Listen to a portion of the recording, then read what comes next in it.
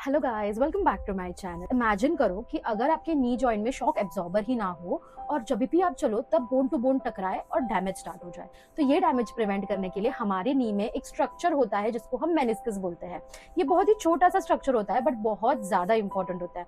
सो आज के वीडियो में हम समझेंगे कि मेनिस्कस क्या होता है, ये लोड कैसे डिस्ट्रीब्यूट करता है और इंजरी ज्यादा कहाँ होती है।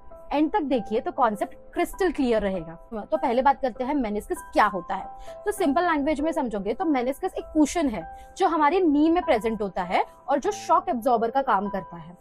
सो नी में दो मेनिस्कस होते हैं, एक मीडियल मेनिस्कस और एक लैटरल मेनिस्कस, जो ऐसे सी शेप में होते हैं। ठीक है, सो जो इनर साइड वाला होता है उसको मीडियल मेनिस्कस बोलते हैं और जो आउटर साइड में होता है उसे हम लैटरल मेनिस्कस बोलते हैं। सो इनका मेन काम होता है फीमर और टिबिया के बीच में कार्टिलेज होता है ना, उसको प्रोटेक्ट करना।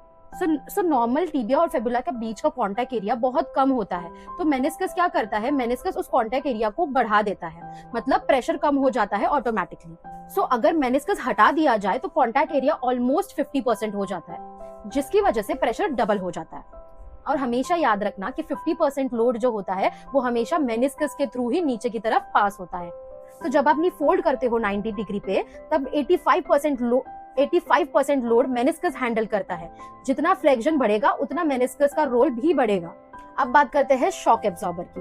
ऐसा समझे कि meniscus is equal to shock absorber. अगर मेनिस्कस रिमूव हो जाएगा तो शॉक एब्जॉर्प्शन 20% कम हो जाएगा, इसलिए ऑस्टियोआर्थराइटिस का भी रिस्क बढ़ जाता है। अब हम क्लिनिकली समझेंगे कि ये कैसे होता है। तो अगर हम लोगों ने मेनिस्कस रिमूव कर दिया तो फर्स्ट कॉन्टैक्ट एरिया कम हो जाता है, प्रेशर बढ़ जाएगा और शॉक एब्जॉर्प्शन भी कम होगा, जिससे क्या होगा कि कार्टिलेज डैमेज हो जाएगा और अर्ली आर्थराइटिस भी हो जाएगा।